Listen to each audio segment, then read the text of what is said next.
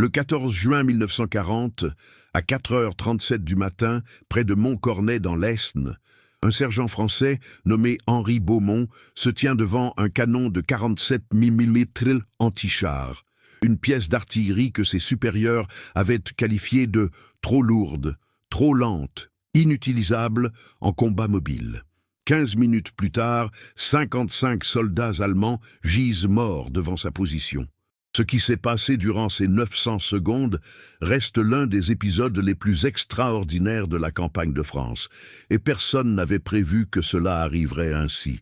Le ciel au-dessus de Montcornet était d'un gris plombé ce matin du 14 juin 1940, épais de fumée noire, montant des réservoirs de carburant bombardés 3 heures plus tôt. L'odeur de caoutchouc brûlé mêlée à celle du diesel flottait dans l'air humide, suffocante, collant aux uniformes déjà trempés de sueur malgré la fraîcheur matinale de 11 degrés C.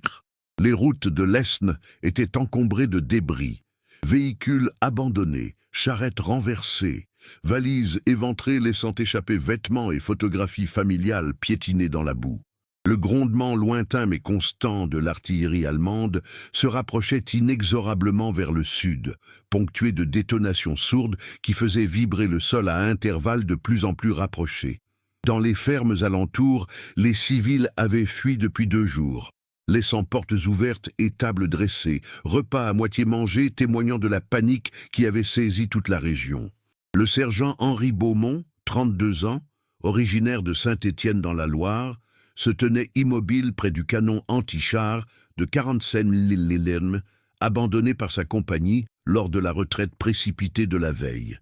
Grand, maigre, visage anguleux marqué par 3 semaines de combats ininterrompus, il observait la route nationale 2 qui serpentait à travers champs depuis Laon.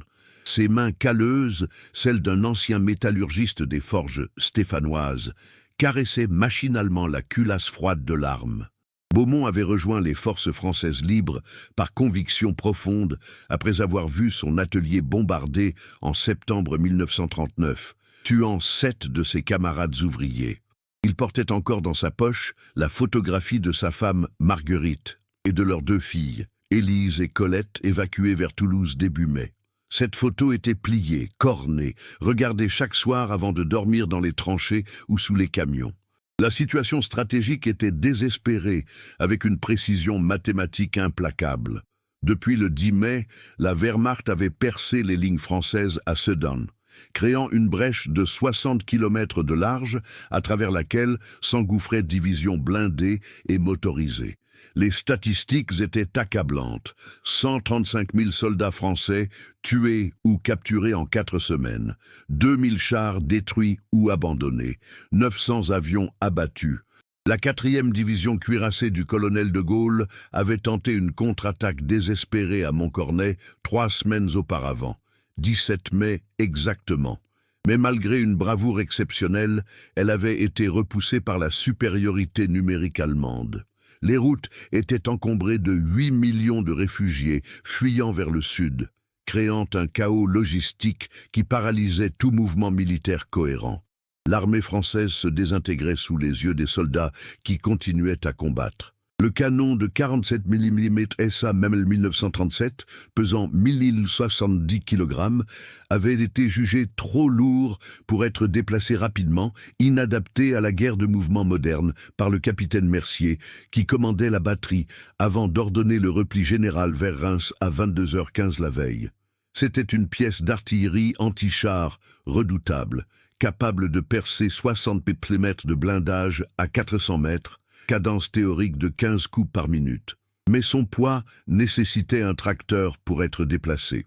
Le tracteur avait été détruit par un Stuka allemand 3 heures avant l'ordre de retraite. Mercier avait hurlé « On ne peut pas la traîner, saboter la culasse et ficher le camp ».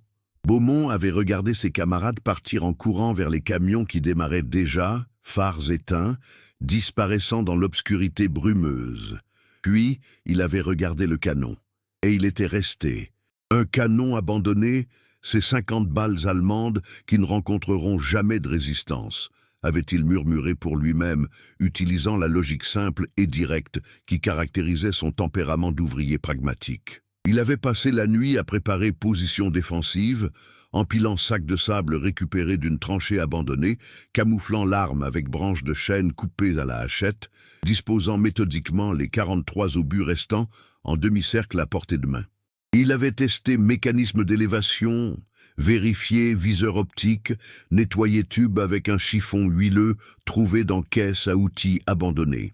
À 3h30 du matin, il avait mangé dernière ration de pain dur et fromage séché, bu gorgé d'eau tiède de sa gourde cabossée, puis s'était assis pour attendre, fusil lebel posé contre cuisse droite, chapelet de sa mère enroulé autour de poignet gauche.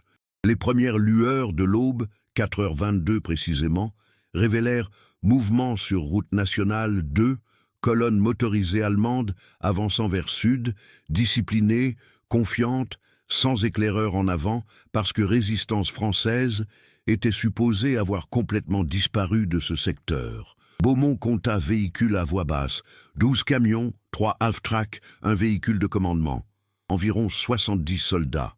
Son cœur battait fort, mais régulièrement, pas de panique, juste concentration intense forgée par années de travail précis aux forges, où erreur signifiait blessure grave. Il estime à distance, 420 mètres. Juste à portée optimale. Vent, faible, nord-est.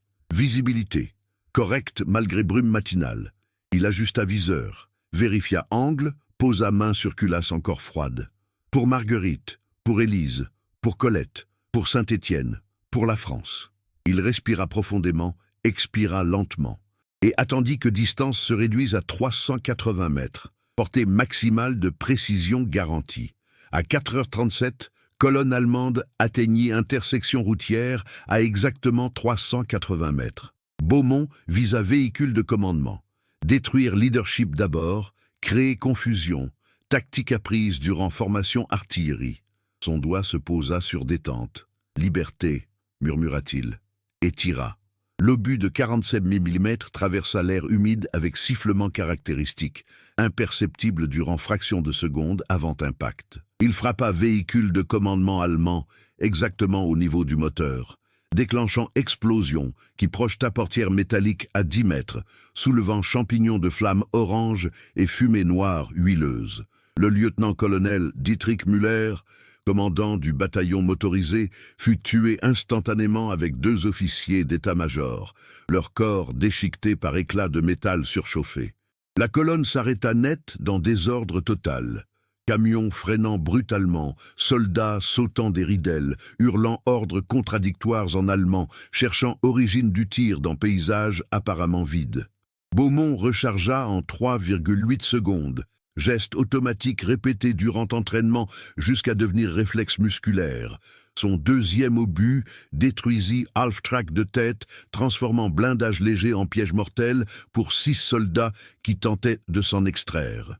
Les conditions dans lesquelles Beaumont opérait étaient épouvantables par tout standard militaire conventionnel. Il était seul, absolument seul, sans soutien d'infanterie, sans communication radio, sans possibilité de retraite, parce que abandonner position signifiait être rattrapé et exécuté en rase campagne par troupes allemandes. La température ambiante grimpait rapidement avec lever du soleil, déjà 17 degrés C à 4h45, transformant l'intérieur de sa position en fournaise aggravée par chaleur dégagée par canon après chaque tir. Chaque fois qu'il tirait, recul violent de 1070 kg d'acier projetait sac de sable en arrière, nécessitant repositionnement manuel épuisant avant tir suivant. Ses mains étaient déjà écorchées, saignant légèrement, brûlées par métal surchauffé de culasse qu'il devait manipuler sans gants pour maintenir rapidité de cadence.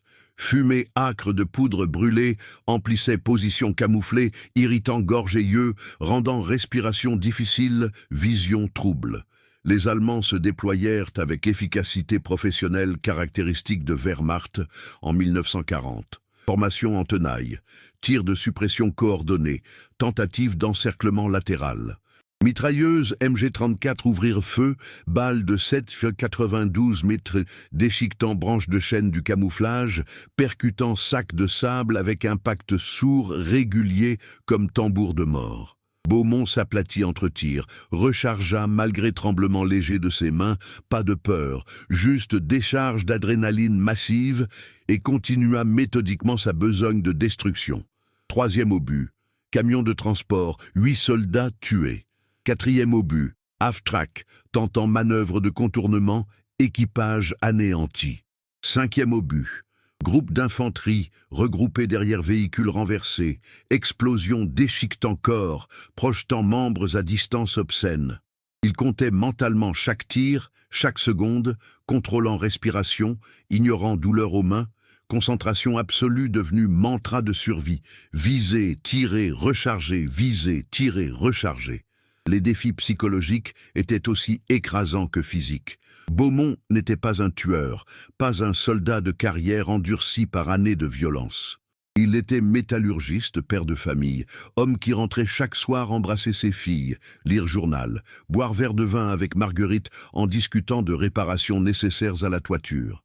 Maintenant, il regardait à travers viseur optique des hommes, pas des abstractions, pas des uniformes, mais des hommes avec visage, expression de terreur, mains levées parfois pour supplier, et il tirait, et tirait encore. Chaque explosion le faisait tressaillir intérieurement, estomac noué, goût de bile remontant en gorge, mais ses mains continuaient mécaniquement parce que arrêter signifiait mourir, signifiait que sacrifice de rester serait inutile, signifiait abandonner dernière parcelle de dignité française dans ce secteur effondré. À 4h44, 7 minutes depuis premier tir, les Allemands commencèrent contre-batterie désorganisée avec mortier léger de 50 mm. Obus tombaient aléatoirement. Cratères s'ouvrant dans champs environnants, gerbes de terre et pierres jaillissant, sifflements précédant impact faisant vibrer os de Beaumont. Un éclat métallique trancha bretelle de son uniforme, laissant entaille superficielle mais brûlante sur épaule gauche. Il ignora douleur, continua cadence infernale maintenant réduite à 12 coups par minute parce que chaleur extrême du canon nécessitait prudence supplémentaire. Tube pouvait exploser si surchauffe critique atteinte. Il versait eau de gourde sur métal incandescent entre tirs, vapeur sifflante s'élevant, ajoutant obscurité supplémentaire à fumée déjà épaisse. Sa chemise était trempée, collant à dos, visage noirci de suie, cheveux plaqués par sueur. Les Allemands tentèrent assaut frontal désespéré à 4h48. Section d'infanterie chargeant position à découvert, baïonnette fixée, hurlant pour se donner courage. Beaumont abandonna canon, saisit fusil Lebel, tira 6 balles méthodiques, 6 soldats s'effondrant avant que reste du groupe ne se replie derrière talus. Il retourna immédiatement au canon, rechargea, visa camion tentant fuite vers nord, détruisit moteur, véhicule dérapant dans fossé, renversant. 13e obus, 14e, 15e.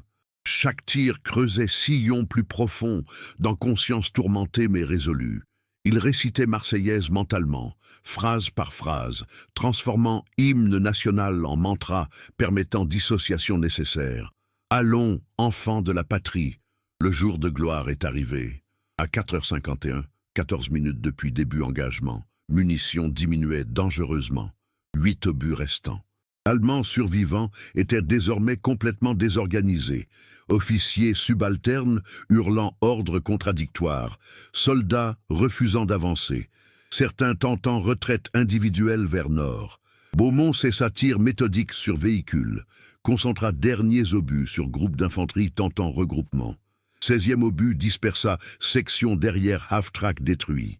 17e provoqua panique totale quand il explosa au milieu de groupes d'officiers tentant organiser défense cohérente. 18e, 4h52 précisément, frappa dernier véhicule opérationnel. Silence soudain, presque surréaliste, tomba sur champ de bataille. Uniquement gémissement des blessés, crépitement des incendies, chuchotement du vent, transportant odeur insoutenable de chair brûlée et explosif. Beaumont s'effondra contre culasse brûlante, respirant par saccades profondes, mains tremblantes, maintenant que décharge d'adrénaline s'estompait. Il regarda montre. 4h52. 15 minutes. Il compta mentalement. Véhicule de commandement, 8 morts minimum. 2 half-track, 12 morts. 4 camions, 32 morts minimum. Groupe d'infanterie, au moins 20 morts supplémentaires. plus de 50. Il avait tué plus de 50 hommes en 15 minutes. Vomi remonte à gorge, il se pencha, évacua contenu d'estomac violemment, puis essuya bouche avec manche déchirée, rechargea son fusil Lebel et attendit, parce que c'était loin d'être terminé. Le rapport préliminaire atteignit quartier général de la 3e division Panzer allemande à Laon à 6h23, 2 heures après engagement. Le major Hans Schreiber, officier de renseignement, lut document dactylographié avec incrédulité croissante. Bataillon motorisé 214 attaqué secteur Montcornet par batterie anti-char française, estimée à 4 pièces minimum, avec soutien d'infanterie, platoon strength. Véhicule commandement détruit. Lieutenant-colonel Müller tué, action.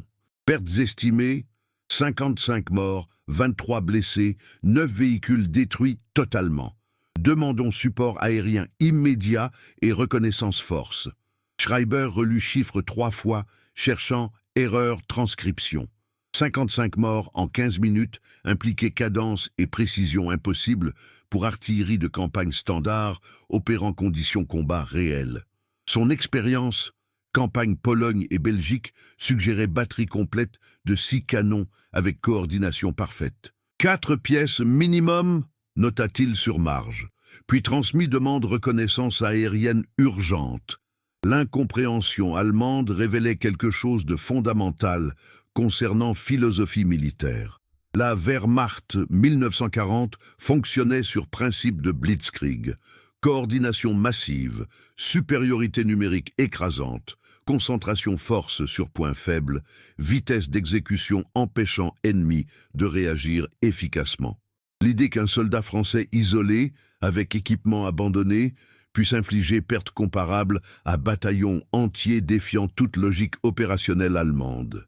Les manuels tactiques Wehrmacht ne prévoyaient pas scénario où adversaire refusait retraite logique, acceptait position suicidaire apparente, transformait handicap stratégique, isolement complet, en avantage tactique temporaire par pure détermination.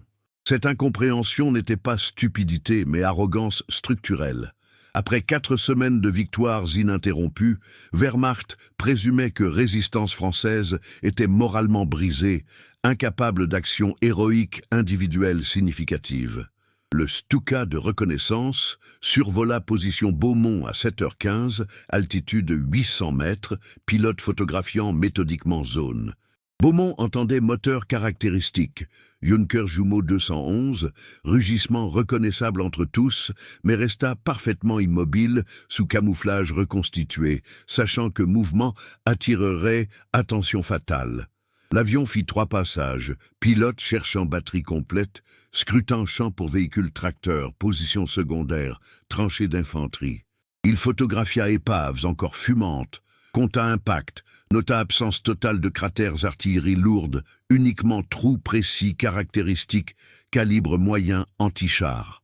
Le rapport photographique retourna Laon à 8h40. Analystes allemands penchés sur clichés identifièrent angle tir unique. Concentration impact suggérant source unique, absence activité dans rayon 500 mètres. Une seule pièce ? Demanda Schreiber incrédule. Impossible. Erreur identification.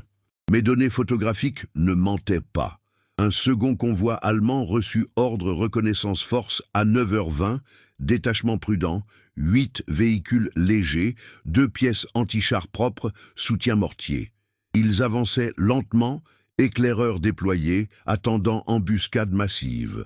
Beaumont les observait approcher depuis 800 mètres, sachant qu'ils disposaient désormais seulement 4 obus restants, largement insuffisants contre forces préparées. Il attendit jusqu'à portée maximum, 400 mètres, puis tira sur véhicule reconnaissance tête. Explosion, confusion immédiate. Mais cette fois, réponse allemande fut professionnelle. Tirs coordonnés mitrailleuses et mortiers saturèrent zone estimée, transformant position Beaumont en enfer de métal et explosif. Il s'aplatit fond de tranchées improvisées, sacs de sable explosant au-dessus tête, terre pleuvant, tympan sonnant sous surpression. 3 obus restants.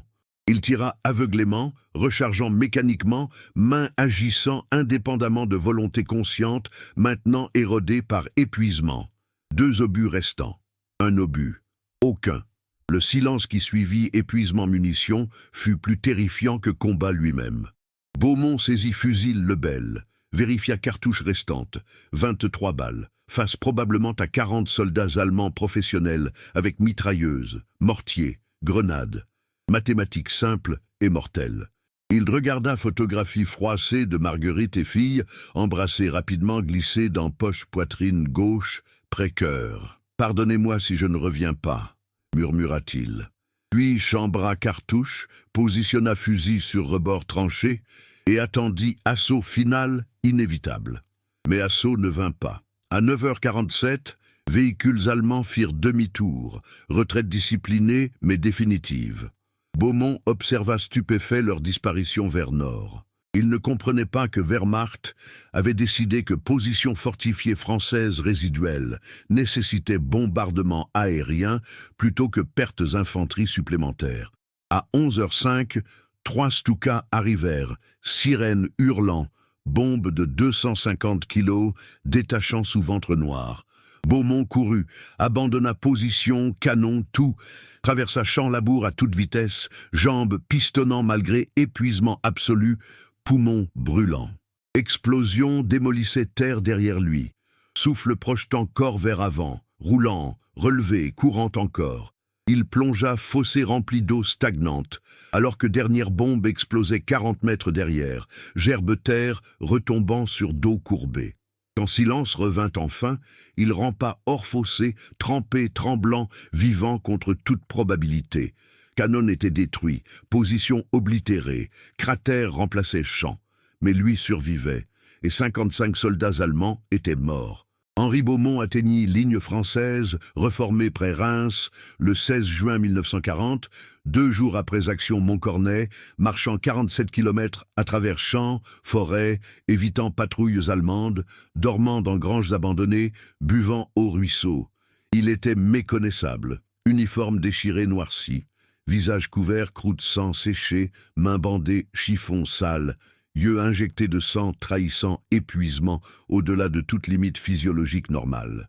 Quand il se présenta poste-commandement du capitaine Mercier, même officier qui avait ordonné abandon canon, Mercier le regarda longuement sans parler, puis dit simplement « Nous avons entendu, les Allemands parlent de positions fortifiées fantômes à Montcornet. C'était vous ?» Beaumont hocha tête, incapable de parler, gorge trop sèche. Mercier salua avec respect rare, geste qui valait tous discours. « Sergent, vous venez de prouver que France n'est pas encore morte. Mais France mourut officiellement 8 jours plus tard. Le 22 juin 1940, armistice fut signé à Retonde, divisant pays en zones occupées nord et zones libres, sud, sous régime Vichy collaborateur. Beaumont rejoignit famille à Toulouse, retrouvailles déchirantes. Marguerite sanglotant contre poitrine maigrie, Élise et Colette accrochées jambes, questionnant sans comprendre pourquoi papa pleurait aussi. Il tenta reprendre vie normale, trouva emploi atelier métallurgie toulousain, mais chaque nuit, cauchemar ramenait à 4h37 ce matin juin, visages allemands dans viseur, explosion, gémissement. En novembre 1940, homme mystérieux frappa porte. Réseau résistance naissant, cherchait homme, expérience militaire. Beaumont hésita, regarda Marguerite. Elle prit sa main cicatrisée, serra fort. « Tu as déjà choisi, Henri. Tu as choisi le 14 juin. Va finir ce que tu as commencé. » Les conséquences de l'action Montcornet dépassèrent largement combat individuel. Beaumont forma cellule sabotage à Toulouse, spécialisée destruction matériel ferroviaire allemand. Entre 1941 et 1944, son groupe neutralisa 127 locomotives, détruisit 43 wagons transport troupes, fit dérailler 18 convois transportant équipements militaires vers front russe. Statistiques, Wehrmacht, région Toulouse, montre retard logistique répétés inexplicables, exactement type résistance décentralisée, impossible éradiquée, parce que fonctionnant sans hiérarchie rigide, adaptant constamment, utilisant connaissance intime terrain local. Beaumont appliquait leçon Montcornet, frapper précisément, disparaître immédiatement, accepter risque calculé, comprendre qu'un homme déterminé position correcte valait section entière, position incorrecte. La Wehrmacht ne comprit jamais complètement dynamique résistance française. Rapports occupants 1941-1944 révèlent frustration croissante. Bandits terroristes apparaissaient, frappaient, disparaissaient dans populations civiles complices. Tentatives, représailles massives, fusillades otages, destruction villages entiers comme Oradour-sur-Glane, juin 1944, renforçaient détermination résistant plutôt que briser volonté. L'arrogance initiale, présomption que supériorité militaire garantissait contrôle permanent, se transforma en paranoïa défensive coûteuse, garnisons importantes immobilisées, protégeant infrastructures, divisions entières détournées, chasses résistants insaisissables. Morale, troupes, occupations érodées par impossibilité identifier ennemis clairement. Philosophie blitzkrieg brillante contre armée conventionnelle, échouait face nation entière, refusant d'accepter défaite définitive. Le débarquement Normandie 6 juin 1944 transforma résistance disparate en force insurrectionnelle coordonnée. Réseau Beaumont reçut ordre Radio Londres, préparer plan vert, sabotage maximum toute ligne ferroviaire, région Toulouse. Nuit 5-6 juin, simultanément à travers France, 950 coupures, voies ferrées, paralysèrent transports allemands, exactement moment critique où Wehrmacht tentait désespérément déplacer division vers Normandie. Division SS. Reich, stationné Montauban, mit 17 jours atteindre Normandie, voyage normalement 3 jours, spécifiquement à cause sabotage répété résistance régionale. Ces 14 jours retard furent cruciaux, permirent alliés consolider tête-pont, débarquer renforts massifs, établir supériorité aérienne décisive. Contribution résistance française, victoire finale, fut stratégiquement significative, au-delà reconnaissance officielle immédiate. Toulouse fut libérée, 19 août 1944. Beaumont marchait colonne FFI, entre en ville, fusil l'épaule. Brassard tricolore bras, marseillaise chantée par milliers voix couvrant écho dernier combat. Place Capitole, foule immense acclamait libérateur, pleurant, riant, serrant main, offrant 20 pains fleurs. Marguerite attendait première rangée avec Élise Colette, drapeau français agité frénétiquement. Quand Henri arriva face elle, monde extérieur disparut, juste homme, femme étreinte qui contenait 4 années séparation, peur, douleur, espoir. « C'est fini ?» murmura Marguerite. « Oui, » répondit Henri, « c'est fini, nous avons gagné. » Mais prix était calculable avec précision terrible. France perdit 567 600 morts durant guerre, militaires, civils, déportés, résistants fusillés. Région Toulouse seule compta 3 400 résistants tués, 8 100 déportés, dont 6 200 jamais revenus. Réseau Beaumont perdit 34 membres sur 89. Fusillés Gestapo, morts torture, disparus camp concentration. Chaque nom était visage, histoire, famille brisée. Henri porta leur mémoire comme fardeau permanent. Survivants tourmentés par questions inévitables. Pourquoi moi, vivant, quand tant meilleurs moururent? Réponse vint progressivement année reconstruction. Survivre était responsabilité témoignée, raconter, garantir que sacrifice ne serait jamais oublié. Les décennies suivantes virent reconnaissance officielle fragmentaire mais croissante. Beaumont reçut Croix-Guerre 1945, médaille Résistance 1947, Légion d'honneur 1952, cérémonie formelle où vieux combattants alignés recevaient décoration mains généraux. Mais reconnaissance plus profonde vint ailleurs. Lycée Toulouse, baptisé Lycée Henri Beaumont, 1978, plaque commémorative installée Montcornet 1985, marquant endroit précis où canon solitaire avait tiré, documentaire télévisé 1992, interviewant Henri 84 ans, racontant histoire, hésitant, voix cassée. « Je n'étais pas héros », insistait-il toujours. Juste français refusant d'abandonner. Si héroïsme existe, c'était celui de tous, résistants, civils protégeant fugitifs, mères cachant juifs, cheminots sabotant trains. Nous étions nation, refusant mourir. Henri Beaumont mourut 18 mars 1998, 90 ans, entouré, famille élargie. Marguerite tenant main jusque dernier souffle. Élise et Colette présentent 7 petits-enfants, 4 arrière-petits-enfants. Funérailles nationales, célébrées cathédrale Saint-Étienne-Toulouse. Drapeau drapé cercueil, garde honneur ancien, FFI, AG mes droits, saluant camarades tombés. Président République envoya message. Henri Beaumont incarnait esprit français indomptable, courage quotidien, refus oppression, solidarité face adversité. Il rappelle que grandeur nationale ne réside pas uniquement victoires armées massives, mais résistance obstinée, individus ordinaires accomplissant actes extraordinaires. 3000 personnes alignées rue Toulouse regardèrent cortège passer. Silence respectueux ponctué uniquement cloche cathédrale sonnant 90 fois, une pour chaque année, vie consacrée, liberté. L'héritage de Montcornet dépasse simple anecdote militaire. Il démontre principe fondamental résistance, qu'individu isolé, position correcte, armé, détermination absolue, peut influer court événement disproportionné, moyens matériels. 55 morts en 15 minutes représentèrent 0,1%, pertes allemandes globales. France 1940, statistiquement négligeable. Mais symboliquement, acte affirmait que France n'avait pas capitulé moralement, que esprit résistance survivait malgré désastres militaires, que reconquête serait possible parce que âme nationale restait intacte. Ce message résonna à travers années occupation, inspirant autres actes résistance individuelle qui collectivement construisirent mouvement libération nationale.